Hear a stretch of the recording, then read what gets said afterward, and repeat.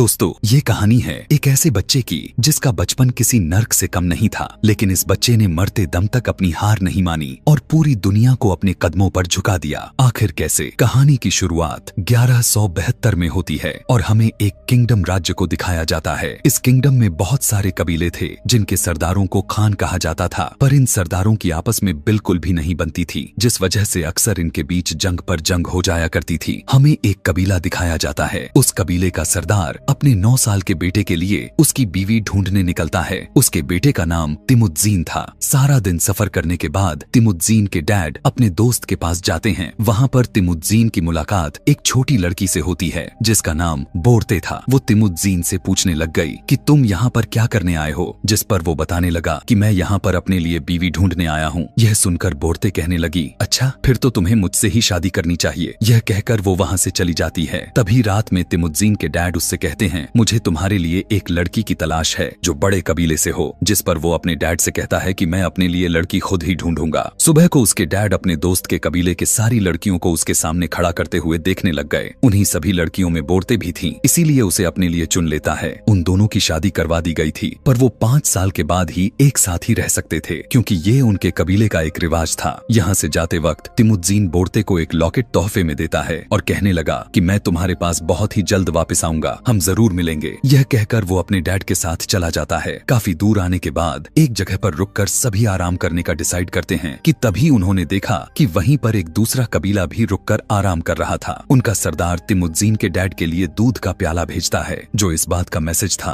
कि वो उनसे दोस्ती करना चाह रहा है। वो कबीला उनकी तरफ दोस्ती का हाथ बढ़ाता है। जवाब में तिमुद्दीन के डैड भी उन्हें दूध का प्याला भेजते हैं, पर तिमुद्दीन का डैड का एक साथी कहने लगा कि पहले आपको किसी और को दूध पिलाना चाहिए। पर वो तो उस सरदार का भरोसा जीतना चाहते थे और सारा दूध का प्याला खुद ही पी जाते हैं। जब वो थोड़ा सा आगे जाते हैं तब तिमुद्दीन के डैड अपने घोड़े से गिर गए थे। गिरते ही उनकी मौत हो जाती है। यहाँ पर पता चलता है कि ये सब उस दूसरे वाले कबीले के सरदार की एक चाल थी। उसने दूध में जहर मिलाकर भेजा हुआ था। तिमुद्दीन के डैड के मरने के बाद उनके कबीले की सभी लोग उनकी लाश को छोड़कर वहाँ से चले जाते हैं, क्योंकि उनका मानना था कि अगर उन्हें जिंदा रहना है तो उन्हें किसी दूसरे ताकतवर कबीले का हिस्सा बनकर रहना होगा। तिमुद्दीन के डैड के मरने के बाद उनका खास आदमी उनके कबीले को अपने साथ लेकर जाता है, साथ ही सारे जानवर को भी अपने कब्जे में ले लेता है। उस खास आदमी के जाते हुए तिमुद्दीन की माँ उससे कहने लगी, तुम अच्छा नहीं कर रहे, एक दिन बड़ा होकर मेरा बेटा तुम्हें जरूर मारेगा, तुमसे बदला लेकर ही रहेगा। वो आदमी डर जाता है और सोचने लगा कि क्या पता ये बच्चा बड़ा होकर मुझे मार ही दे। इसीलिए वो आदमी अब तिमुद्दीन को मारने का फैसला करता है। पर उनके कबीले के लोगों में यह रिवाज सदियों से चलता आ रहा था कि वे बच्चों और औरतों को नहीं मारते थे। इसीलिए वो आदमी तिमुद्दीन को लंबाई नापता है। वो एक पहिए के थ्रू उसकी लंबाई नाप रहा था, लेकिन तिमुद्दीन तो उससे बहुत छोटा था, इसीलिए उसे बच्चा करार देकर छोड़ दिया जाता है। वो आदमी यहाँ से जाते हुए तिमुद्दीन के मॉम से कहता है, मैं अगले साल इसको मारने के लिए यहाँ जरूर आऊंगा। यहाँ से थोड़ा वक्त आगे की तरफ चली जाती है और सर्दियों का मौसम दिखाया जाता है। तिमुद्दीन के पास छुपने के लिए कोई जगह नहीं थी। सर्दियाँ शुरू हो चुकी थीं। उसे अपने डैड की बात याद आती है कि दूर पहाड़ों पर हमारी देवता रहते हैं जो हमारी मुश्किलों में मदद करते रहते हैं। इसीलिए अब तिमुद्दीन वहाँ जाने का फैसला करता है, पर जाते हुए उसका पैर जमे हुए पानी पर आ गया था और वो पानी में गिर गया। वो डूबकर मरने ही वाला था। तभी वहाँ पर एक बच्चा आकर उसे पानी से निकालकर उसकी जान बचा लेता है और उसे अपने साथ लेकर जाता है। तिमुद्दीन उसकी जान बचाने पर उसका शुक्रिया किया। वहाँ पर उस बच्चे का छोटा भाई भी था। दोनों भाई मिलकर उसके दूध के प्याले में अपना हाथ काटकर खून मिला देते हैं। कहते हैं, इसे पी लो, जिसके बाद तुम हमारे भाई बन जाओगे। तिमुद्दीन उस दूध को पी लेता है। वो अब 3 भाई बन चुके थे। अगली सुबह वो आदमी भी उसे ढूंढता हुआ आ जाता है, जो उसके डैड का साथी था, उनका खास आदमी था। उसको तिमुद्दीन मिल गया। वो जबरदस्ती उसे अपने साथ ले आता है और उसकी दोबारा से लंबाई नापता है तो पता चला तिमुद्दीन अभी भी छोटा ही था। वो आदमी यह फैसला किया कि तिमुद्दीन को तब तक कैदी बनाकर रखेंगे जब तक वो बड़ा न हो जाए। वो उसके गले में लकड़ी का फंदा डालकर उसे अपना कैदी बना लेता है। इन्हीं के कबीले में एक आदमी भी था जो तिमुद्दीन को रोज खाना खिलाता था और जख्मों पर मरहम भी लगाता था।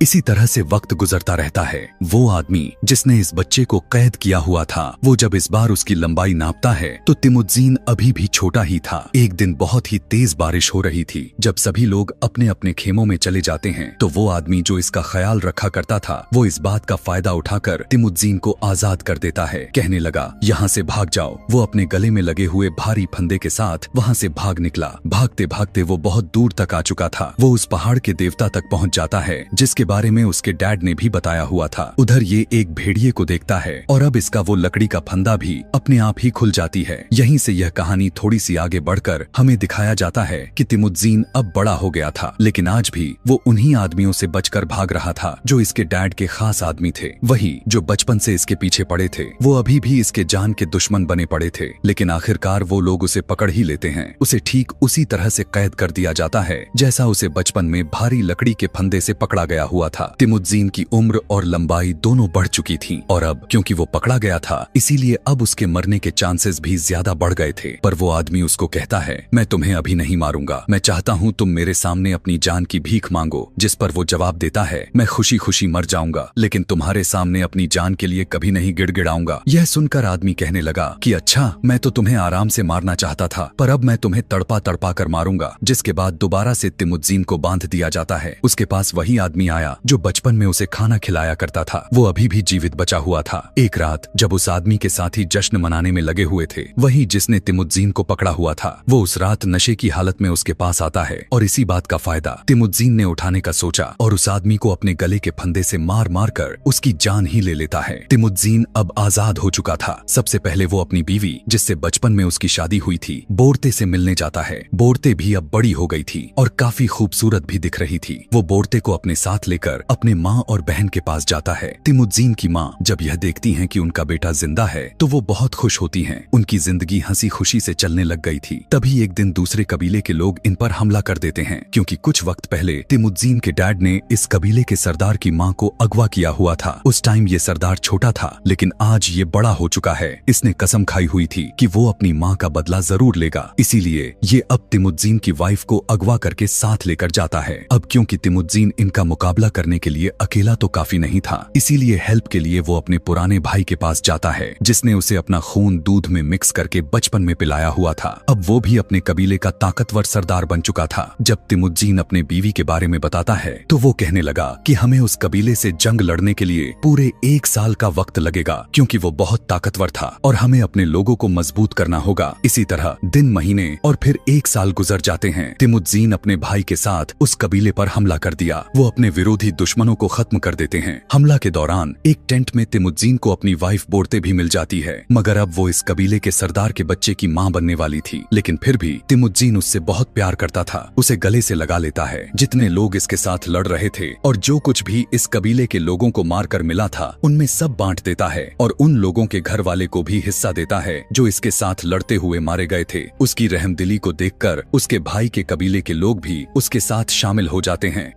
यहाँ तिमुज़ीन का अब एक मजबूत कबीला बन चुका था, लेकिन उसका भाई जब ये देखता है तो उसे अब तिमुज़ीन से नफरत होने लग चुकी थी। एक दिन तिमुज़ीन के लोग उसके भाई के साथियों को देख लेते हैं जो उनके घोड़े चुरा रहे थे। तभी एक आदमी तीर कमान से उन पर हमला कर देता है। तीर जाकर एक आदमी को लगा। पास जाकर देखने पर पता चला कि वो कोई और नहीं बल्कि उसके भाई के बड़ा भाई था, जिसको अब तिमुज़ीन से नफरत होने लग चुकी थी। जब उसे यह बात पता चलती है कि तिमुज़ीन के आदमियों ने उसकी भाई को मार दिया तो उसके अंदर आग भड़कने लग चुकी थी। वो आसपास के सभी कबीले वालों से हाथ मिलाकर तिमुज़ीन के साथ जंग लड़ने का फैसला करता है। तिमुज़ीन जानता था कि वो जंग जीत नहीं पाएगा, इसीलिए वो अपने कबीले के सभी बच्चों और औरतों को भेजकर अपने साथ कुछ साथियों को लेकर उनसे जंग लड़ने लग जाता है। जंग लड़ते वक्त वो हार भी जाता है, जिस पर अब उसका भाई ही उसे अपने पास कैद में ले लेता है। वो उसे मारता तो नहीं, क्योंकि अभी भी वो तिमुज़ीन को अपना भाई ही मानता था। एक दिन उसका भाई उसको किसी दूसरे कबीले के हाथ बेच दिया। वो लोग उसे अपने साथ लेकर जाते हैं। काफी सफर करने के बाद उसको एक बड़े से शहर में ले आया जाता है। वो उसे वहाँ लाकर एक जगह पर बैठा देते हैं ताकि कोई उसे खरीद सके, पर कोई भी खरीदने के लिए तैयार ही नहीं होता। एक दिन इस सल्तनत का राजा उसे देख लिया। वो फौरन से उसे खरीद लेता है और उसे एक पिंजरे में बंद करवा दिया जो इस शहर के बीचों बीच था, ताकि लोग इसका मजाक बनाए और इस पर अपना गुस्सा उतार सके। अब वो यहाँ पर लोगों का तमाशा बनकर रह गया था। एक आदमी तिमुज़ीन के पास रोज की तरह आता था। वो उसे अपने लोगों की ऐसी बर्ताव पर शर्मिंदा था और तिमुज़ीन से माफी भी मांगता रहता है। वो उस आदमी से कहने लगा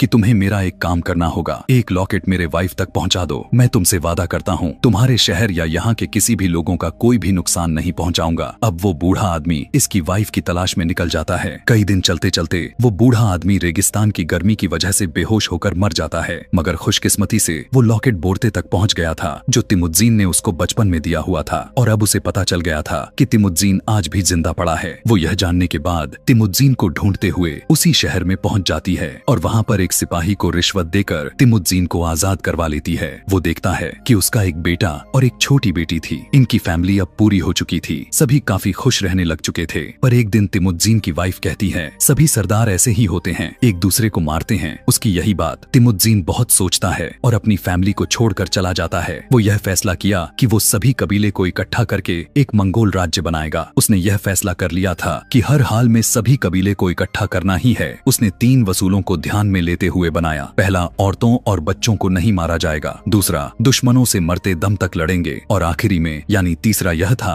कि कोई भी अपने सरदार को धोखा नहीं देगा। हमें दिखाया जाता है जो कुछ भी तिमुद्दीन ने सोचा हुआ था उसने कर दिखाया। उसने अपनी एक आर्मी बना लिया था और उसके राजा बनने में सिर्फ एक ही रुकावट बनी पड़ी थी और वो कोई और नहीं बल्कि खुद उसका भाई ही था। उसके भाई के पास भी बहुत बड़ी आर्मी थी। दोनों अब अपनी अपनी आर्मी के साथ लड़ने के लिए पहुंच जाते हैं। तिमुद्दीन अपने भाई के साथ लड़ना तो नहीं चाहता था, पर उसका भाई अचानक से हमला कर देता है जिससे अब बहुत ही बड़ी जंग छिड़ जाती है। मगर तिमुद्दीन इस जंग को जीत गया था। उसने अपने भाई के सभी लोगों को कैद कर चुका था। वो उन्हें मारता नहीं बल्कि अपनी आर्मी में शामिल कर लेता है जो अब उसकी बहुत बड़ी आर्मी बन चुकी थी। तिमुद्दीन अपने भाई के पास जाकर उससे कहने लगा कि हमें आपस में लड़कर कुछ नहीं मिलेगा, अपना अपना राज्य बड़ा करने की कोशिश में हम मारे जाएंगे। उसका भाई कहने लगा कि अगर मैं तुम्हारी जगह होता तो पकड़ी हुई आर्मी की सर कलम कर देता। उसकी और तिमुद्दीन की सोच पूरी तरह से अलग थी। वजह भी यही थी कि उसने अपने इसी सोच की वजह से सब कुछ गवा दिया, जबकि तिमुद्दीन ने अपनी इतनी अच्छी सोच की वजह से सब कुछ हासिल कर लिया। जिसके बाद तिमुद्दीन अपने भाई को माफ करके छोड़ देता है। यहाँ से हमें सन 1206 का सीन दिखाया गया। तिमुद्दीन अपने राज्य मंगोल का राजा बन चुका था। इसको जंगेश खान के नाम से आज भी जाना जाता है। उसने सभी जुल्म करने वाले किंगडम राज्य के खिलाफ खूनी जंगें लड़ी। उसको ताकतवर और बहादुर राजा माना जाता था और इसी के साथ तिमुद्दीन की बहादुरी की कहानी यहीं पर खत्म हो जाती है। दोस्तों,